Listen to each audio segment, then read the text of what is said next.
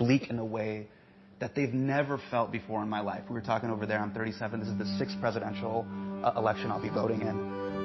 But it just seems more insane than ever. Congress is insane. Voldemort is running again. You got corruption in the Supreme Court, Roe v. Wade, book bans, trans bills, culture wars, mass shooting, climate change. And now everybody's wondering if they're going to be replaced by AI. And I was thinking about this, and I was like, I'm going to meet President Barack Obama, and there is no way the hope and the change guy does not feel depressed. You are too smart to not feel depressed. You're too intelligent. All right. So, Hassan, let's work through these issues. Yeah. First of all, of course there are times where I feel depressed. Okay. Because objectively, when you see an entire school terrified because a gunman is walking in with weapons of war. Right. If your heart's not breaking, then something's wrong with you. If you think that's normal, then you really do need some therapy. If you're not stressed about climate change at a time when we're seeing record forest fires and haze floating right here in D.C. coming from the north and flooding, and all the evidence is that we're not moving as fast as we need to. That should cause some distress and some anxiety. So the issue for me, at least, and maybe this helps you out, is not to be blind to the genuine challenges and threats that are in front of us. Two things, I guess, I do for myself. Number one is I do try to maintain some perspective. When you say, this is the worst thing's been since you've been around. Well, dude, you've only been around 37 years. Right. Right? Yeah. Ask your parents or your grandparents whether this is the worst that they've seen. And I'm pretty sure that between World War I, World War II, Great Depression, Jim Crow, lynchings, the partition of the Indian subcontinent, the killing fields in Cambodia. We can go through some lists of moments that are significantly worse than this. Part of the challenge that we have is that you grew up, and in some ways I grew up, during this anomalous stretch of time in which, even though bad things were happening, for the most part, the trajectory of humanity was things were getting better. We were becoming less racist and less sexist and less homophobic and better educated and healthier and wealthier, and extreme poverty was being reduced. And there was this, and then the Berlin Wall comes down, Mandela's released, and there's this enormous sense that many of the ills of humanity were behind us. Do you feel there was all this stuff that you were pushing for, and then when you have rollback of certain democratic institutions, do you feel damn, you don't feel that at all? Because what Mr. President, what I'm trying to get out of you, actually, I'm actually just going to say it, emotional honesty. Yes. Because when you first came into office, when I was Sasha's age, you were like Ted Lasso season 1. Folksy, optimistic, cheerful.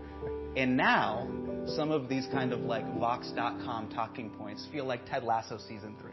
Oh, man. Predictable and at times forced.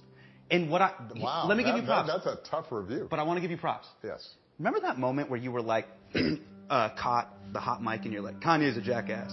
The young lady seems like a perfectly nice person. She's getting her award. What's he doing? Why would he do that? He's a jackass. No. And everyone's like, yes. Yes. There's these moments of emotional honesty where there's such deep resonance because the American public feels gaslit and lied to. I will say this about the other guy who was in office. He was a factual liar, but emotionally honest. He was always who he is. Yeah, but I think progressives sometimes can be factually accurate, but emotionally dishonest. And if there was just a moment where... I am going to be... Look, I can't be something other than who I am. And so I am going to tell you the absolute truth. Emotionally. Yes. Have there been times over the last 4 years, during the period of my successors being in the White House, where I was cursing up a storm? Absolutely. Were there times where I felt as if our best impulses had been replaced by our worst? Yes. Have there been times where my basic optimism about the human spirit is tested, and I say to myself, I'm not sure that we can get our act together fast enough to solve these really big problems like climate change. Not because any individual person doesn't want to solve it, but because of a basic collective good problem. Like, how am I going to get the Chinese and the Indians to cooperate? And you know, when I look at demographic bulges in places that are poor, and you know, how are we going to get them education fast enough? Right. It feels overwhelming. So I guess this is the point I'm trying to make, is that I, at least 3 to 4 times a day, think, I'm not sure, you know, we can manage this, because we're a bunch of chimps with guns and big machines. Yeah, talk that talk. But we're basically still operating at chimp-like levels. Right. And it doesn't matter if you have enough, you know, you got a banana, somehow you still want everybody else's banana. And we're greedy, and we're cruel. All those things are true. And yet, what I also say to myself, because I witness it, is the capacity for us somehow to kind of keep this thing afloat. And to, in this messy way, kind of muddle through. And when we muddle through long enough, in small increments, things get a little bit better, and we get a little bit kinder, and we get a little bit more open-minded. And as Michelle's mom, who's one of my favorite people, and she says, and you know, us old people, we die off. And because we've got old ideas. Right. And then the new ideas come in. And that process, if you take a long enough timeline, can make you feel not, you know, like everything's going to be hunky-dory, but it can sustain your spirit, because you say to yourself, you know what, if we can make things a little bit better, better is really good. I used to say this to the White House all the time. Better is really good. Right. So let me give you I know I'm not trying to filibuster. You're trying to filibuster. No, but I think this is going to be responsive to your question. So Sure. But if you want to tee it up, can I give fine. you a little? Go ahead. What I would have loved when the Merrick Garland thing happened. Yes. I wish he would have done the thing that LeBron does after calls. Yes. You've seen the meme where he's like, just do that. Get a tech.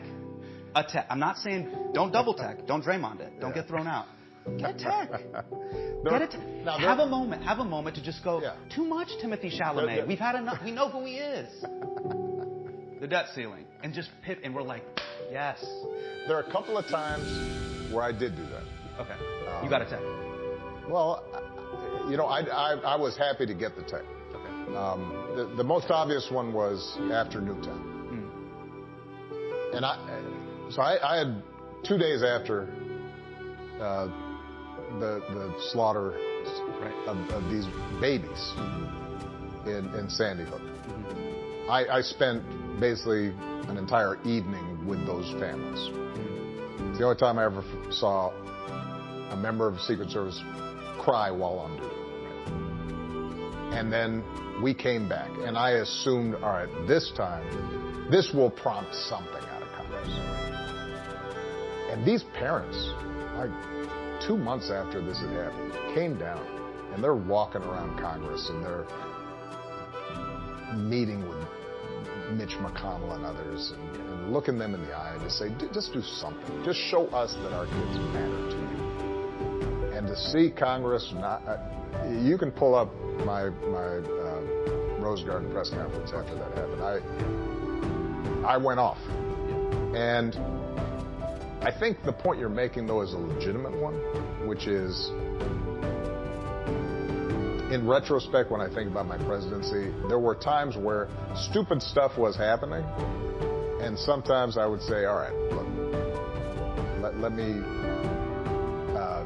stay calm, when probably at least some of my supporters would have liked to see some expression of, we're not crazy, are we? That was crazy stuff that person did, right? Yes. Mm-hmm. A little bit of that, yeah. The point I was going to make it quickly, because I know you got stuff you want to cover. Malia comes to me. She says, you know what? She's 24. All our friends, sometimes we talk about climate change and we just feel like there is no way we're going to be able to solve this. We're looking at the science. It feels as if we're on a trajectory that we're going to sail past this 2 degrees centigrade benchmark, where after that potentially things are getting cataclysmic. And so I'll be honest with you, Dad, a lot of my friends, they just feel as if, what's the point? Because the world's burning and there's nothing I can do. And I said to her, well, she asked me, what should I say to them? Right. And what I said to her is, look, we may not be able to cap temperature rise to 2 degrees centigrade. But here's the thing. If we work really hard, we may be able to cap it at 2.5 instead of 3. Mm-hmm. Or 3 instead of 3.5. That extra centigrade, that might mean the difference between whether Bangladesh is underwater. Right. It might make the difference as to whether, 100 million people have to migrate, right, or only a few. Right. And these incremental changes that matters. Yeah, I see. It makes a difference. Sure. And to it's be worth fighting for. And it's worth fighting for. And you can't descend into nihilism and not try to save those 100, 200, 300 million people. It matters. That's a lot of people. I agree with it. Yeah, that's a lot of people. That's a lot of people. We're turning the corner. And we're going to get into the next presidential cycle, 2024. Right. And Republicans and Democrats, generally, they have the same strategy. Right. It's called energizing the base. Mm-hmm. And I'm going to see you. You're going to be on the Save Democracy 2024 tour. Right. You're going to be hitting elbow jumpers. That's what I do. You're going to do that.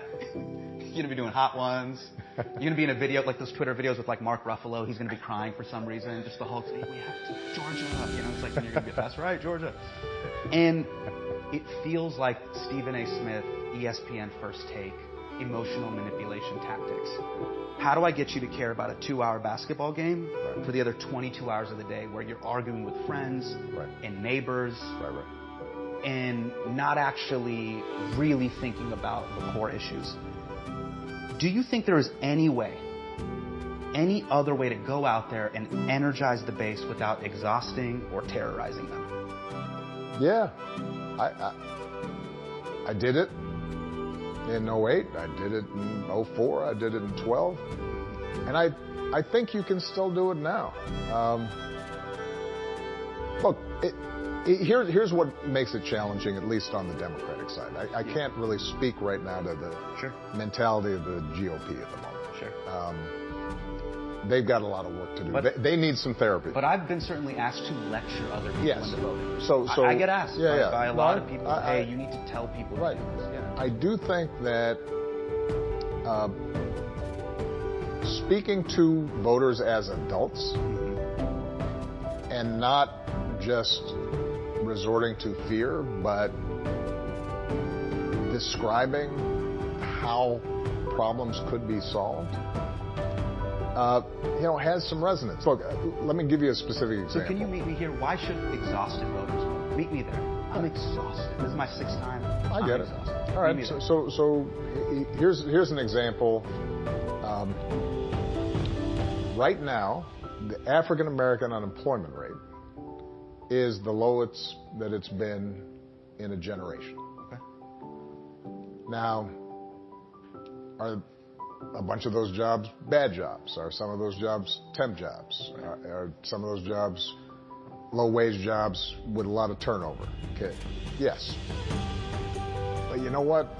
Tight labor market means that there are a bunch of families right now who can pay for groceries, even with inflation, that their kids are living in a pretty stable household, that on Christmas there's a present under the tree. And a lot of that has to do with policies that have helped to bolster the economy and encourage a tight labor market. Now, that may be wonky, that may be not sexy. Sure. You know, it's not as cool as talking about fascism's coming. Right.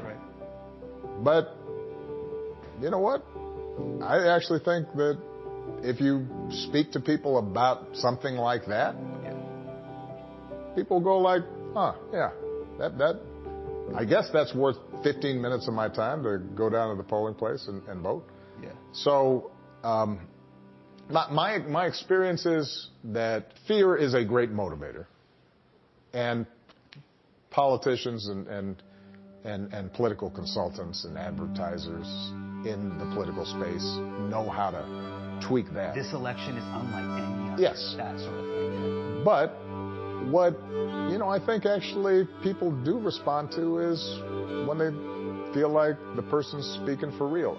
Authenticity is an overused term. You mean what I'm trying to get you to do? A little bit. Which right? I'm actually doing. Okay. Which I actually do on a more regular basis than people give me credit for. Okay.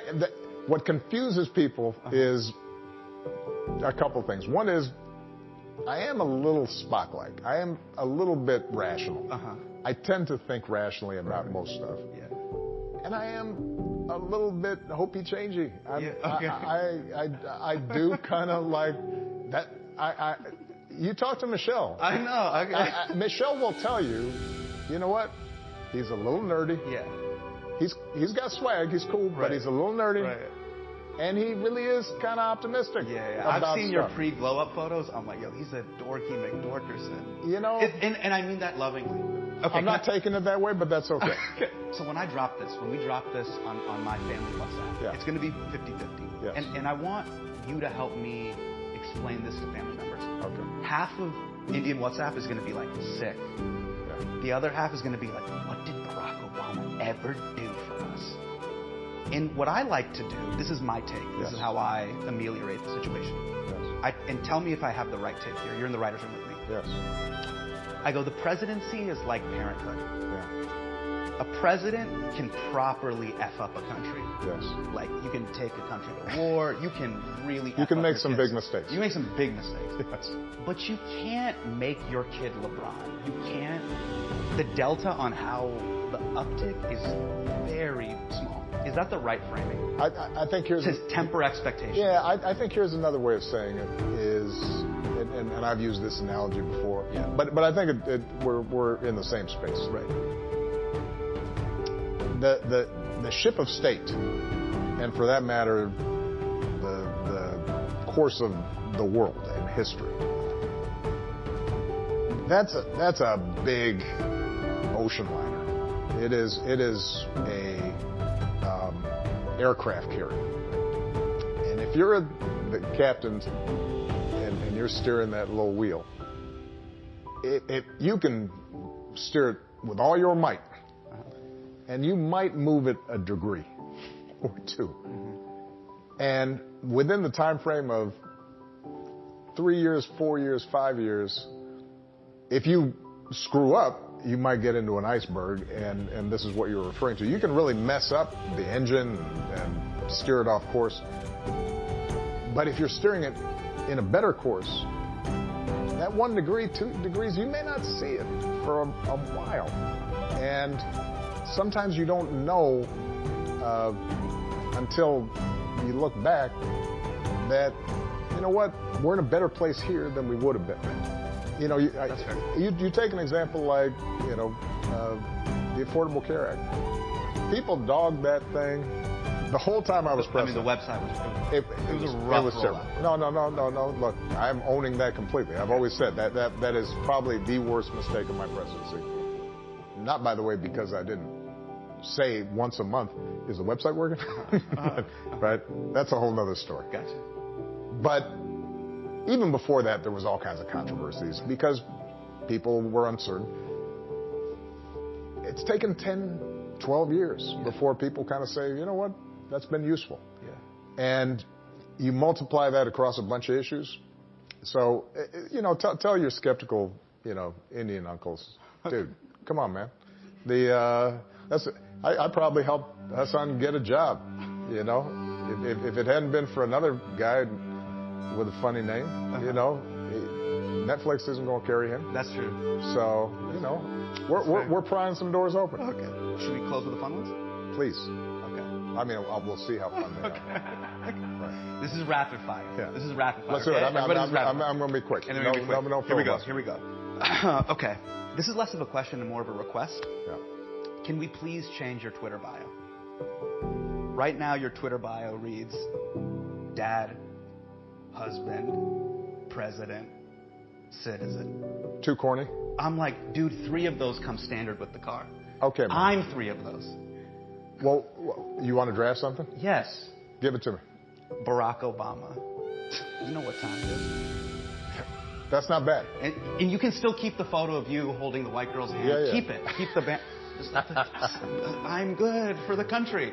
Yeah, but just go Barack Obama. Yeah. I'm him. I'm him I really like. I'm him. Yes. Yeah. Like, you have to have a little bit of just like, you know what it is. Yeah. Barack Himi Obama? Yeah. I like that. Himi Obama. Yes. Okay. I was always wondering this. Did you ever wake up, like when you were president, did you ever wake up and forget you were president? So you'd wake up and you'd be like, damn it, I'm president. No. Never. No, but you know what I would do? Well, I take that back.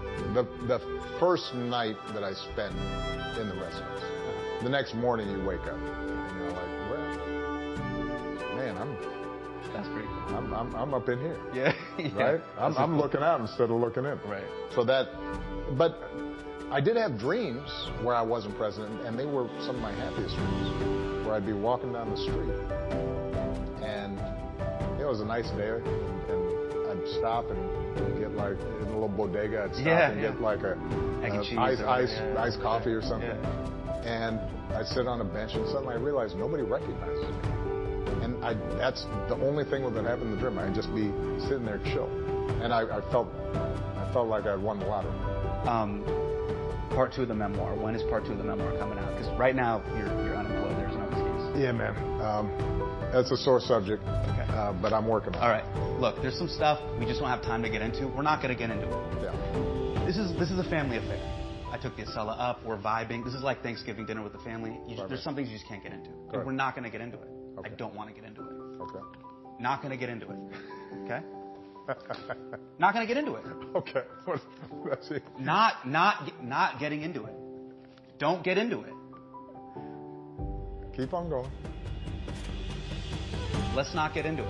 I'm very proud of you, man. Yeah, you're doing good. You really are. Good job. No, man. Classified, right? Move it on. Classified, right? I thought I'd at least get the alien. That's the standard. Just to close it out of respect for you in the office, do you have any questions for me at my body of work? Not really. I mean, copy that. You know, maybe shoot a little higher. Copy that.